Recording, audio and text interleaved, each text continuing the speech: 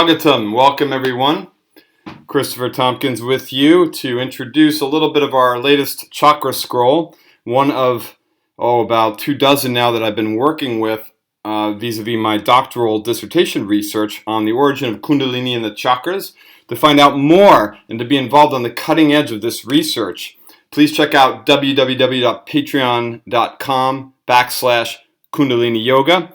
And there, if you donate as little as $10 a month, you can get access to tons of great teachings, cutting-edge translations, and meditations, all delivered by yours truly, as well as a series of monthly webinars that update you on research like this. This is just a brief introduction then to a scroll, which is particularly beautiful insofar as that it gives great detail of the process of daily Kundalini Yoga-based practice. And here I want to be very clear, Kundalini-based does not mean the Yogi Bhajan school or any modern school. It's talking about the actual daily yoga practice as taught in the original source tantras. And here we see lots of Kundalini symbols represented by the squiggle mark balling up into a point, whether moving up or down, all throughout this giant scroll, which, by the way, rolls out to about 26 feet long and 12 inches wide. Okay?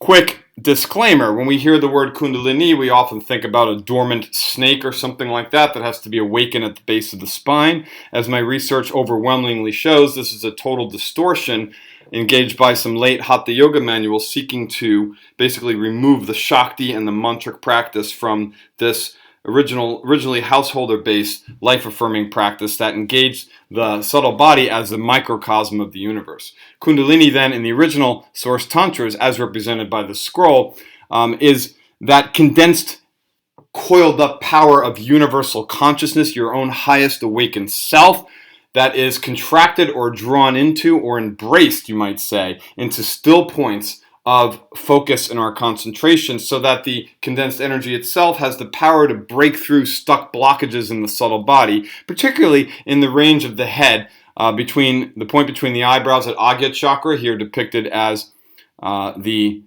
bicolored red and white symbol of the sun and the moon, or the in-breath and the out-breath come together in a point of fusion here, and that's the lower womb, as it's called, in which this energy is quote-unquote birthed down into the body from above the skull door. And then this upper triangle above the skull door also has a symbol of Kundalini, which represents the condensing of this power that happens when we invoke our hearts with a devoted focus, gazing upward through the point between the eyebrows, calling, in this beautiful rite known as avahana, summoning or calling our own highest power to awaken us with the light of pure consciousness.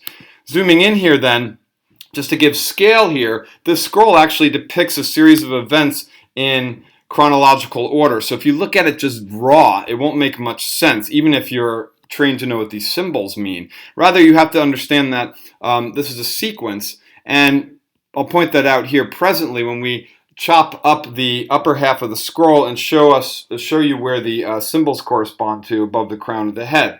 So the upper red triangle pointing down is the point, represents that point above the crown of the head where the swirling energy, often depicted or analogized to the involuting coil of the Milky Way galaxy, swirling, Kundalini, Kutila, downward to a point at the skull door, here represented by this particular energy. So the leading point of the coil, that's to say, outside of the ball, is the direction in which the energy is flowing. So here we see a coil represented above the crown of the head, in this right panel, coiling downward, piercing through, meaning it's becoming visible. This swirling energy of pure light, the sonic vibration of Om, this being the seed point in Om and in all mantras, becomes accessible to the upward turned gaze of the yogi and is summoned down further to pierce this rectangular black shape here, which represents the darkness that is above the third eye, the darkness of illusory separation from our own divine source. So we're looking to draw this light down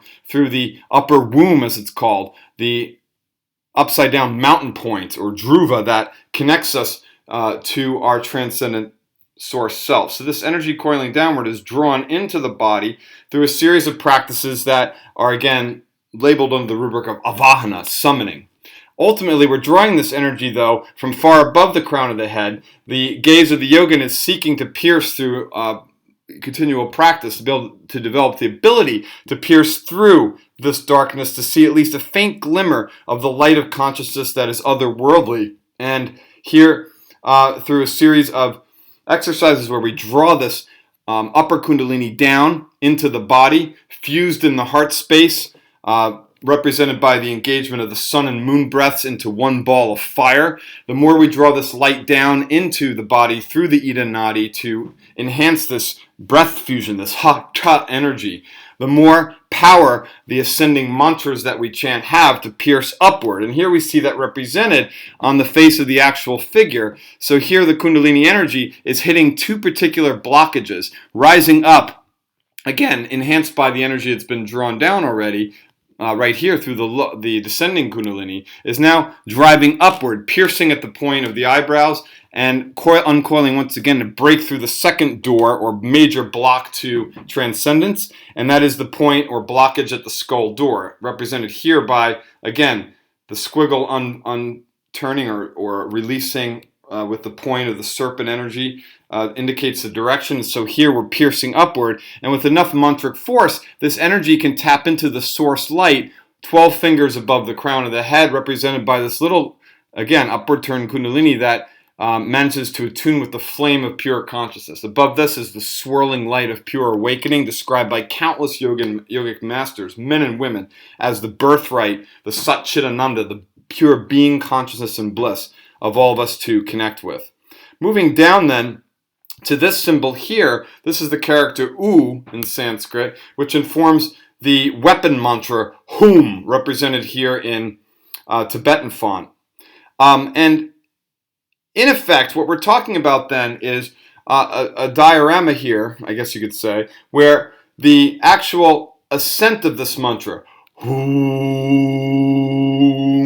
when it hits that seed point, that sound of the bee buzz, that nasal palatal hung sound, represented by the seed point above the syllable, then the moon and the sun here between the point of the eyebrows at the Agya chakra melt into that fusion of pure light and energy, in which that energy is allowed to rise further, penetrating through those two doorways, meaning first here at Agya chakra and then at the skull door, rising upward as we see in this image here. Okay, so this is the Hum mantra, the core Kundalini mantra that's used and sequenced with a very, very particular three-part pranayama. And to give it perhaps a little bit more insight, even though it's a bit blurry, you can see the Hum mantra a bit different, broken up. Here it's solid, but here it's broken up as if it's moving already in the body, surrounded by bursts of flame or fire, the inner fire in the navel, which is the fomenting of that Kundalini power, represented as the seed point, driven from Muladhara right down here. This is where that lower lotus is, driving upward so that the seed point at the top of the Hum syllable bursts in the heart, flies upward, and again appears at the skull door to break through, to connect with its transcendent source. You could see the squiggle of the point in Hum is really what Kundalini is about. It's the seed that sprouts, the seed of awakening, the seed of power that we can access, first drawn down, as we see here in the larger panel, as the upward Kundalini drunk into the subtle body. Now, this X, this transitional point, is what's called the upper Adhara, or Muladhara. It is the square in which that Kundalini energy gathers first to descend into the body. The square or Adhara chakras, there are two of them always in the subtle body. We've lost this as well. The upper Adhara is often called the Kundalini chakra. It is located above the crown of the head, or sometimes overlapping with the skull door, but it is represented by the X. The 4 points of the X are the 4 points of the square. This is called Kundalini chakra. And from this point, we're to imagine that our own tree of life, the actual central channel of the subtle body, as if it is a downward pointing tree, is invigorated with this Kundalini power that bursts down like a flash of lightning into the body through this incredible practice, a householder-based practice that, as complex as all of this seems, is actually a very simple practice that is choreographed with a series of exercises that one engages every day and, basically memorizes in the rite of initiation. So this is a little bit of a look of where we're going with this research and what I will be coming out with as we unpack the daily, step-by-step krama vinyasa or daily yoga practice of the tantrics. Patreon.com/Kundalini Yoga. Thanks for being with me. I hope this has been of interest, and join us online. We'll see you next time.